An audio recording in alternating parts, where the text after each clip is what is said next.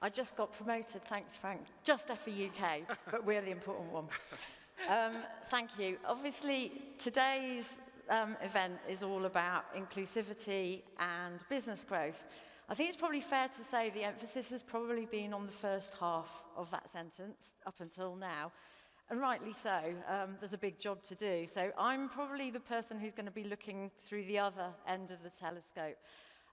Of course, you know, it's important that we do good. At FE, we care about doing the right thing, but our mission and our expertise is all about using marketing to grow brands and businesses.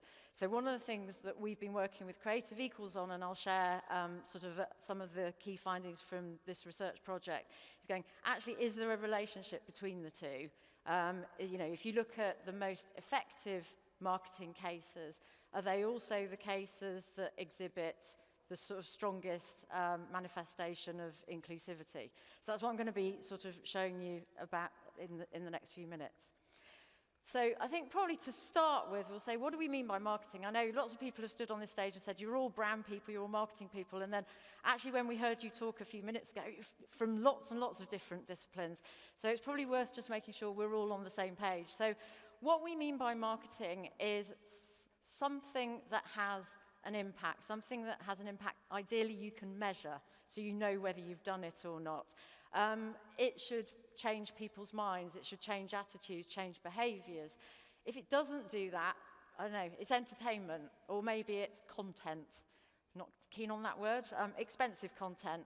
And if you think about marketing in these terms, the art and science of making a difference, it's kind of perfectly primed to do good as well as grow brands and businesses. But can it do both? I thought it was worth just giving you a very quick overview of FE, because some of you will be familiar with us. Indeed, there are some familiar faces in the audience. Some of you may be less so, and you might be going, who are they? Why is this person stood on stage talking about marketing effectiveness? So very briefly, FE exists to advance the marketing industry through the lens of effectiveness. We're here for all marketers, whoever you are, wherever you are. We're here for all brands, whether you're a big, famous global brand or an upstart trying to make your mark. We're essentially here to elevate the industry and try and make sure that marketing has a seat at the boardroom table. There are a lot of businesses where marketing is still seen as the colouring in department. That is not true. We are business essential, and FE is here to support marketers everywhere in showing that. We're a global organisation. We exist in 129 different markets and counting. Probably if you have come across FE before, you might be most familiar with, we run an annual awards programme in all of those markets. What that means is we basically sit on tens of thousands of best practice marketing effectiveness cases every year. And that puts us in a unique position. We're essentially sitting on the gold mine of what good marketing looks like. It means we can dig into it for insights. That's why I'm here today.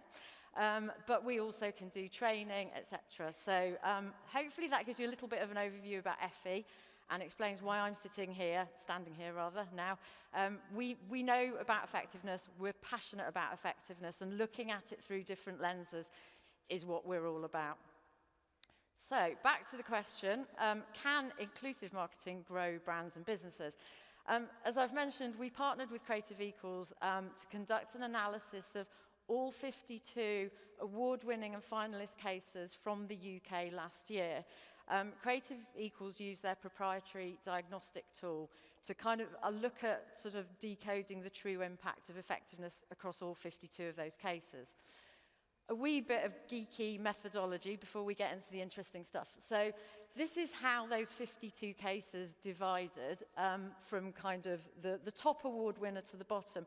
Essentially, each award level is a bit of a proxy for how effective that particular campaign was. Fairly obvious, but the grand winner, which is the ultimate prize, is considered to be more effective than the gold winners, which in turn are more effective than the silver winners, etc., etc. So that's sort of essentially the approach that was taken. Each campaign was then scored across these 5 different inclusion elements that you can see here. And by going through this exercise, it enabled the team at Creative Equals to understand the sort of the depth and the breadth of inclusive elements in each of those cases. That's a bit of methodology. So the exciting bit, what did they actually find out? There is a full report that is being put together. I'm sure it will be shared at some point over the next week or two. I hope I'm not over-promising on other people's behalf. So I thought we'd just pull out a few of the kind of really juicy facts that you can take away with you. First of all, the most effective marketing is inclusive marketing. I'm not claiming correlation at this point. Sorry, I'm not claiming causality, but there appears to be a link. So what you can see here is if you looked at the winning campaigns versus just the campaigns that were finalists but didn't win, winning campaigns were 12% more likely to feature inclusive elements than the finalists were. Actually, so when you kind of look at this analysis overall, the most effective campaigns actively embedded inclusion across objectives, targeting, insight, strategy, creative, and media. So that's, that's a data point we were excited to see. Another slide, I mentioned before about how award levels were a bit of a proxy for how effective each case was. I mean, this is a pretty good line of best fit. Basically, what the analysis revealed was there's a direct link between higher inclusion scores and higher award levels. So the higher the inclusion score, the more likely you were to win a gold or a silver. It does prompt the question, doesn't it? Can inclusion fuel effectiveness? What it suggests is brands that do prioritize inclusion don't just deliver the social impact we've been hearing about today, but they also perform strong commercially. And by embracing inclusion, perhaps brands could unlock even greater commercial success. This is looking at the data in a slightly different way. When Creative Equals looked at inclusion across the winners, they tended to nail inclusion in the sort of representation and portrayal in their creative. When you actually zeroed in on the gold winners, so the kind of top performing campaigns, they went a step further. And what you found is they equally prioritized conscious strategy and inclusive partnerships. So there was kind of inclusion embedded across the gold winners more so than some of the kind of lower level gold winners. I think it's probably also fair to say, of course, at FE we get winners that haven't got any inclusive elements in their campaigns. We have a very broad church of entrants.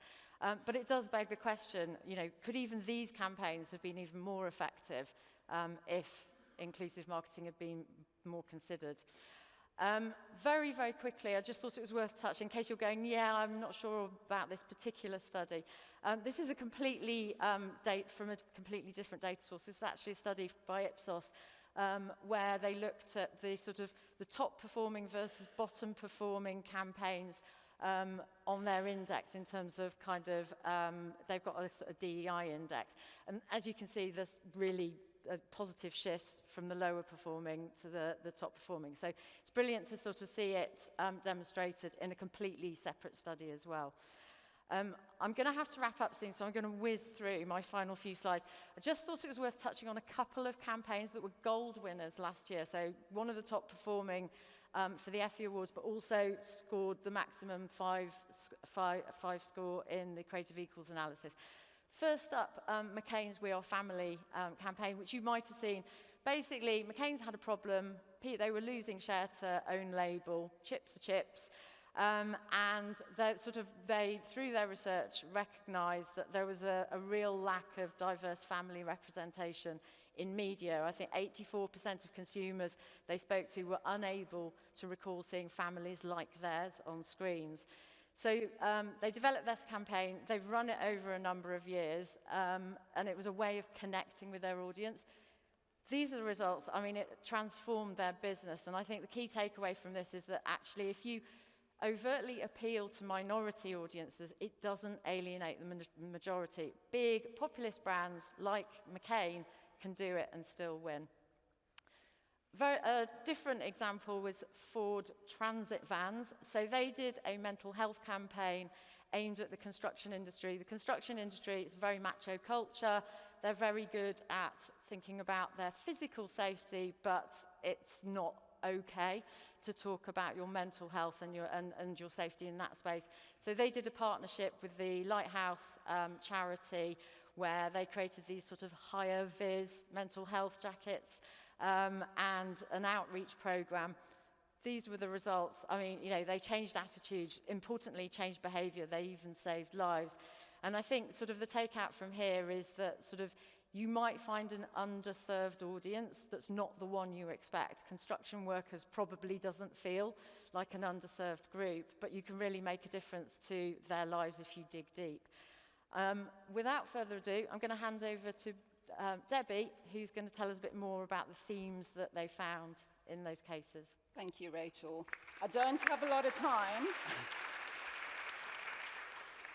So, we identified 5 building blocks for future-proofing brands.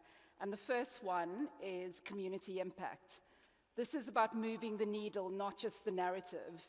In an age of hyper-aware audiences and shrinking trusts, brand messaging without meaningful community impact is just noise.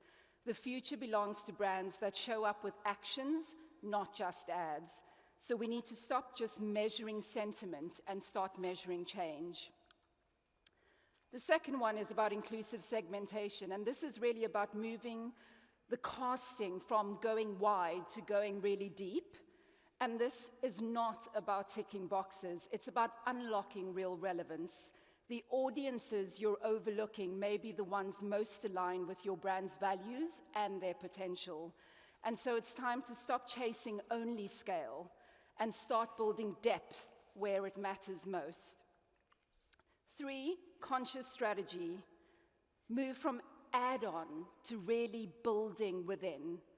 Stop retrofitting inclusion at the end and start embedding it right from the brief.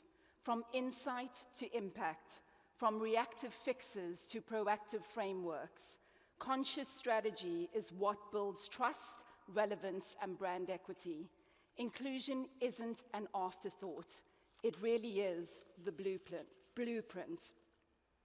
Creative effectiveness, we've got to move from just seen to felt.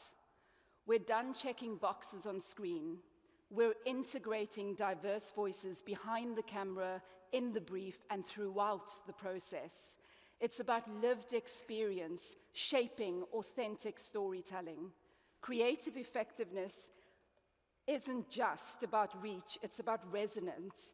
And that starts with who's in the room, not just who's in the frame. And finally, inclusive partnerships, and you're going to hear about this one next in a fireside. We need to move from presence to power, shift from spending around diverse communities to really investing in them, work with minority-owned platforms, diverse creators, and culturally credible partners. We've got to move from occasional collaborations to long-term partnerships that shift influence, opportunity, and impact. And it's not just about visibility, it's really about value.